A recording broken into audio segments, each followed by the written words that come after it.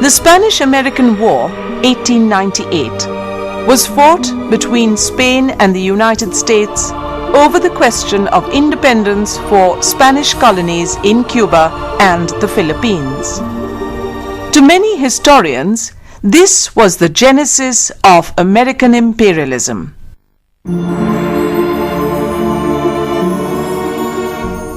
The Spanish rule in the Latin America, in the New World as a whole, was very sluggish because Spain was one of the earliest colonizers and they had a feudal mode of operation, and they kept a governor who was virtually free, a typical Oriental despot, and he did not have to bother about the command from the mother country headquarters.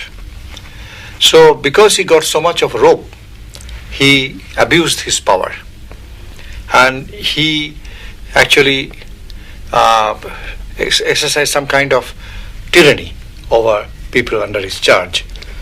In Cuba, the same thing happened. The First War of Cuban Independence, known as the 10 Years' War, had ended with the Treaty of El Zañón in 1878. When the Spanish government failed to implement many of the promised reforms, the Cubans revolted again in 1895 under the inspired leadership of Cuban patriot José Martí. To put down the rebellion, the Spanish government sent more than 100,000 troops into the island. General Valeriano Ware y Nicolau, known as the Butcher for his ruthless suppression of earlier revolts, was sent to the island as the Captain General and military governor. He immediately rounded up the peasant rebels and put them in concentration camps in or near garrison towns. Thousands died of starvation and disease. The brutality of Butcher Ware aroused great indignation in the United States. Sensational press reports on Spanish atrocities, inspired particularly by William Randolph Hearst, the publisher of the New York Journal, and Joseph Pulitzer, the publisher of the New York World, not only fanned public passion, but also called for intervention by the United States on the side of the Cubans.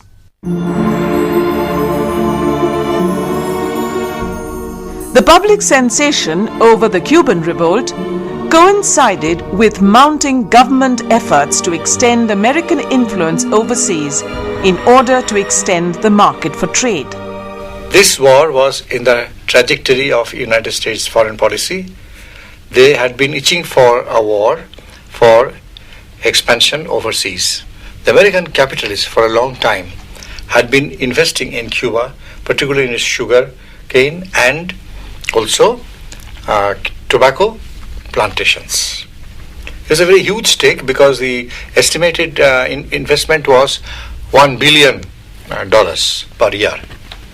And therefore, the US government was very much interested in protecting the interest of the capitalists and also for expansion.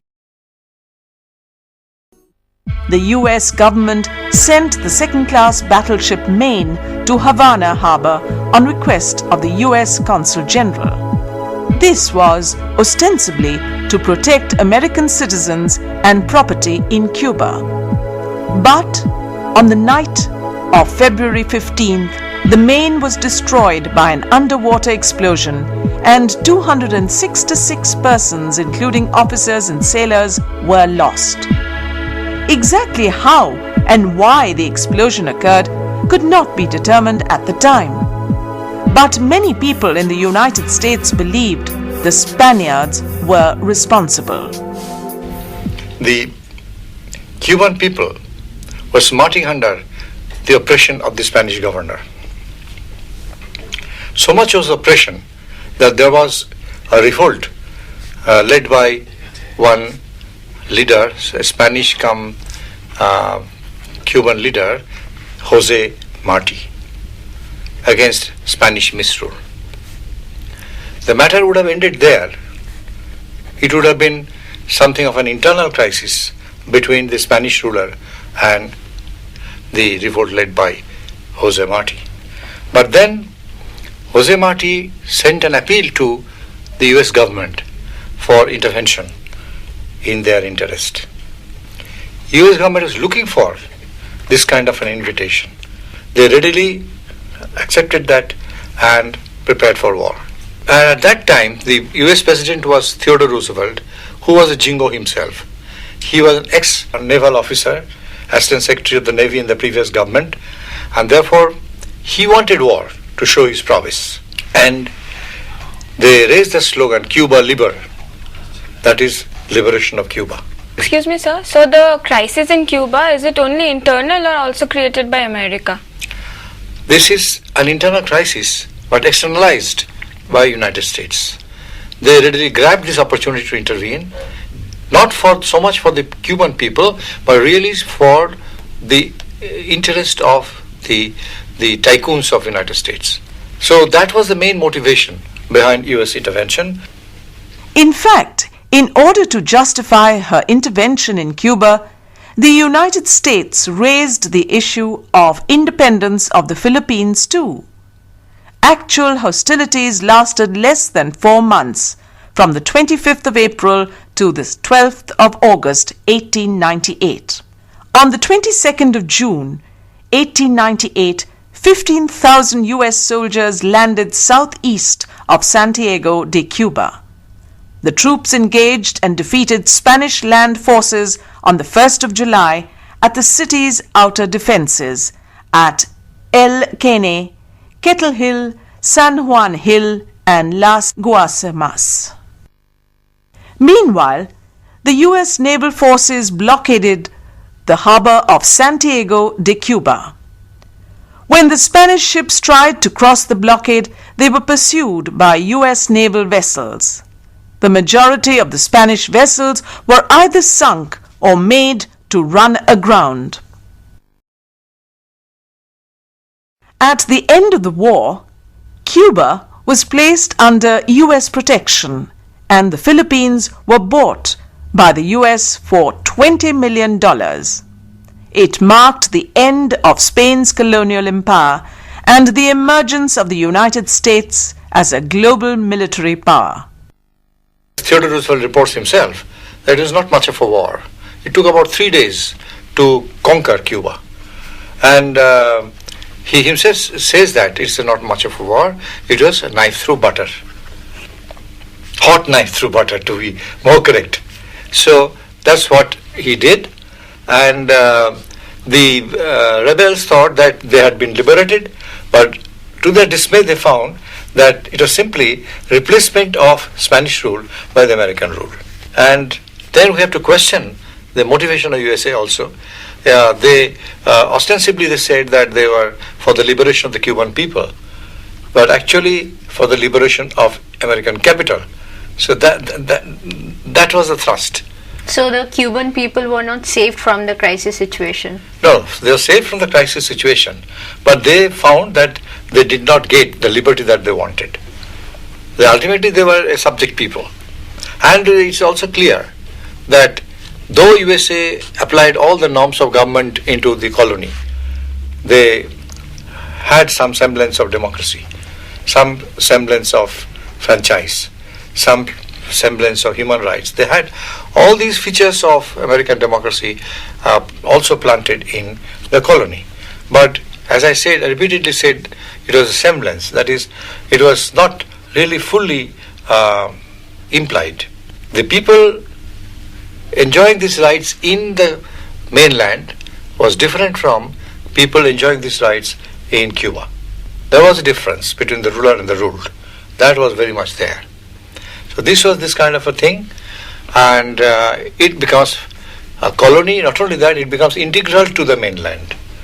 Not only politically or territorially, it also becomes integrated in the economy itself.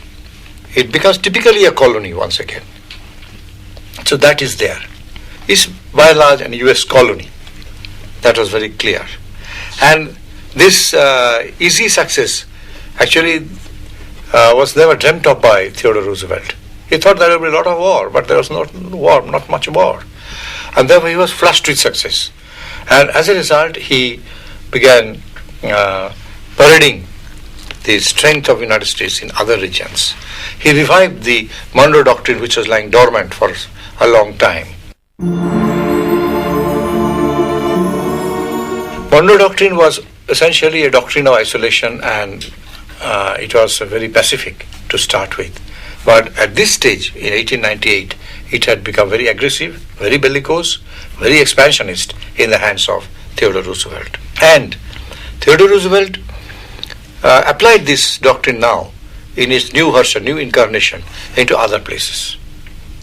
They already, it has been applied before him by McKinley and Cleveland in the areas like Haiti, Samoa, Hawaii.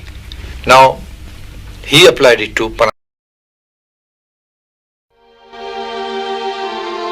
The Panama Canal was an international waterway jointly managed by the UK and the USA. This was enshrined in the Clayton-Bulwer Treaty of 1850. But President Roosevelt insisted that this canal should be controlled by the United States only. And for that, he issued what is known as the Roosevelt Corollary. Roosevelt Corollary, which was a tissue of the white paper on foreign policy of the White House. And he got away with this kind of unilateral assertion, and UK couldn't register any protest whatsoever. And he wanted to consummate this by a Panama conference, which was also held during this period in 1901. In this conference, he said that he was making the world safe for democracy, that he was reviving the new hemisphere idea of freedom and democracy. But very few people were there in that part of the world, in Central America and Latin America, to buy his ideas, because they are seeing through the game. They didn't like that the powerful neighbor should act as big brother at this stage. So the new hemisphere idea did not click. So it fell through, and United States was dubbed as a neo-imperialist. And Monroe Doctrine was so much discredited since then that in future applications also it was decried, and finally a nail was driven into the coffin of Monroe Doctrine in the Montevideo Conference in 1938, followed by the Greenland Conference in 1940. So there's a positive decline of the Western Hemisphere idea, as beautifully written by Whitaker. Between Theodore Roosevelt and the coming of Woodrow Wilson, there was a gap of a decade. During this period, the United States only tried to legitimize their gain and also to consolidate their territories for their own nationalistic purpose, which was done very efficiently. Because Woodrow Wilson was the sage of the White House, who was given to idealism and who wanted really the good of the people of the world at large. That was his policy. He announced it as a program of new freedom. And new freedom was a variation of the progressive program. In new freedom, he not only wanted to ensure the basic liberties of the American people as such, and the improvement of agriculture, not just industry, and to decentralize the American economy as far as possible. He wanted to smash the trusts as far as possible so that people's liberty could be ensured, economy could be decentralized, and home industries could once again sprout. So that was his program. And with regard to that, he extended his operations to the world stage. The Americans participated in the First World War by men, money and material. And they were very keen to occupy some place in the world stage. And without American support, the Allied bloc couldn't have won the war against Germany. It is this US factor that tilts the issue in favor of the old powers like England, France, Austria and others, and Spain. Otherwise, Germany would have completely swamped them. But that did not happen.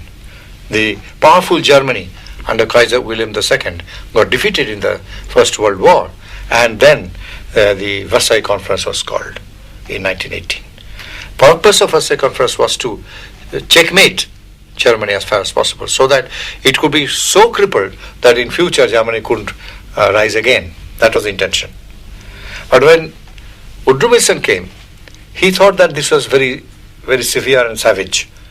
Germany should not be in this way crippled by the other powers. And he also spoke of the principle of self-determination for the colonized people. He was speaking his idealism as a sage. In doing that, he floated what is known in history as 14 points.